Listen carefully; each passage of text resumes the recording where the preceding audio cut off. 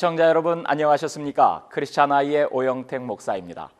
바락 오바마 미국 대통령의 건강보험 개혁안 오바마 케어를 둘러싸고 의회 대립이 극한으로 치달으면서 연방정부가 셧다운됐지만 오바마 케어는 10월 1일 본격적으로 막을 올렸습니다. 오바마 케어는 2014년 1월 1일부터 본격 시행되는 전 국민의 의료보험 가입을 의무화하는 의료개혁이라 할 수 있습니다. 각자의 소득에 따라 정부에서 의료보험 가입 보조금을 지원해 줌으로써 저소득층도 부담 없이 의료보험에 가입할 수 있도록 하고 건강보험 거래소를 통해 저렴한 의료보험 플랜을 제공하므로 일반 건강보험사들의 보험료를 낮추고 기존의 의료보험 가입자들에게도 저렴한 의료보험 혜택을 볼 수 있도록 하는 것을 목표로 하고 있습니다. 또한 건강보험 회사들이 당뇨나 천식 등의 병력이 있는 사람의 가입을 거부하거나 보험료를 비싸게 차별하지 못하도록 하고 있고 의사 방문이나 입원, 응급치료, 임산부 진료, 소아과 처방약, 의료 테스트, 정신건강치료와 그 밖에 다른 서비스를 포함하고 있습니다. 유방암 검사나 대장암 검사 등 가입자가 돈을 내지 않아도 되는 예방치료 서비스를 제공하도록 하고 있습니다. 심지어는 의료보험 신청 시 고의가 아닌 실수가 있었다고 해도 혜택이 거부되지 않습니다. 약 5천만 명으로 추산되는 미국 내 의료보험 미가입자들은 건강보험 거래소를 통해 제공되는 보험에 의무로 가입해야 합니다. 기존의 건강보험 가입자들은 자신이 가입한 플랜이 오바마 케어에서 규정하고 있는 최소한의 커버를 모두 포함하고 있을 경우에 그대로 유지할 수도 있고 건강보험 거래소를 통해 제공되는 플랜과 비교해서 새롭게 가입할 수도 있습니다. 오바마 케어가 발효된 2010년 3월 23일 당일에 효력이 존재했던 보험을 계속해서 가지고 있었던 보험 가입자의 경우에는 그 보험이 오바마 케어에서 규정한 최소한의 커버를 포함하고 있지 않더라도 계속해서 같은 보험을 유지할 수도 있습니다. 건강보험 거래소를 통한 보험 가입은 10월 1일부터 시작해 내년 3월 말 마감되는데 현재 보험이 없는 분들은 당연히 새롭게 보험에 가입해야 하고 현재 보험을 가지고 계신 분들은 건강보험 거래소를 통해 제공되는 보험과 커버리지와 보험료 등을 잘 비교해 본 후에 현재 가지고 계신 보험을 유지하시거나 새로운 플랜으로 바꾸시거나를 결정하시면 됩니다. 2014년에 보험에 가입하지 않으면 $95 혹은 연소득의 1% 중 큰 금액을 벌금으로 내야 합니다. 벌금은 해가 더해지면서 보험료에 준하는 액수에 이를 만큼 더 많아집니다.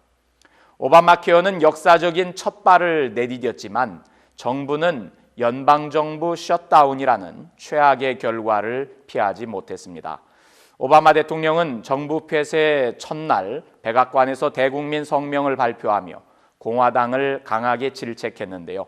이날 성명에서 대통령은 정부 폐쇄는 일어나지 말았어야 했다며 공화당은 이념적인 싸움으로 연방정부의 문을 닫으면서 몸값을 요구했다고 질책했습니다. 또한 건강보험 개혁안은 이미 상하원을 모두 통과했고 대법원에서도 합헌을 결정받았는데 정부 폐쇄로 인해 어떠한 영향도 받지 않는다고 오바마 케어의 당위성을 강조했습니다. 더불어 대통령은 연방정부가 다시 문을 열 수 있기를 공화당에 촉구한다며 이는 이념적인 주장을 위해 미국 경제를 인질로 삼아서는 안 된다는 것을 공화당이 깨달아야만 가능할 것이라고 밝히기도 했습니다.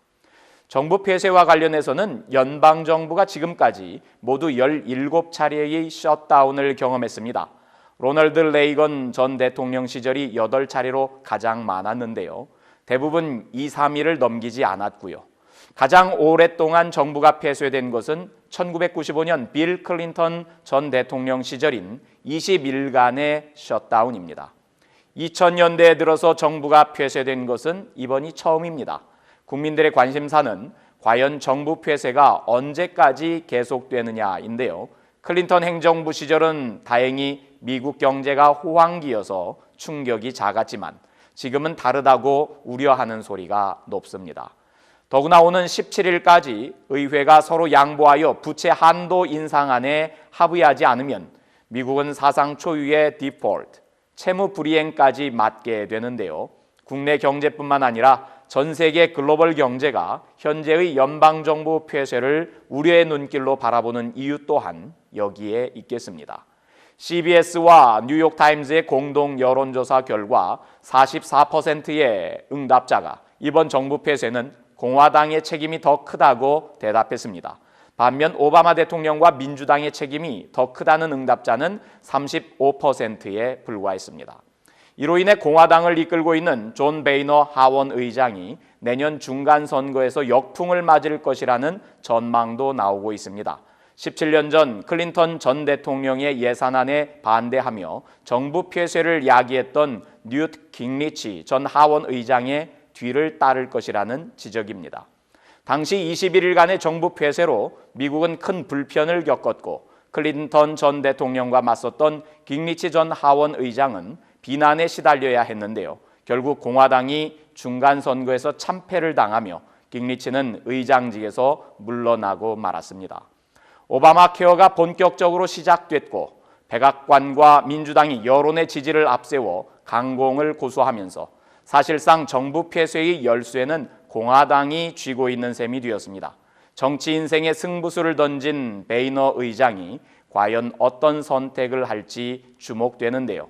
정당 간의 이해보다는 국민의 이익을 우선해서 정치를 펼쳐가길 간곡히 부탁하며 소망해 봅니다. 그럼 시청자 여러분, 다음 주 이 시간에 다시 뵙겠습니다. 그때까지 안녕히 계십시오.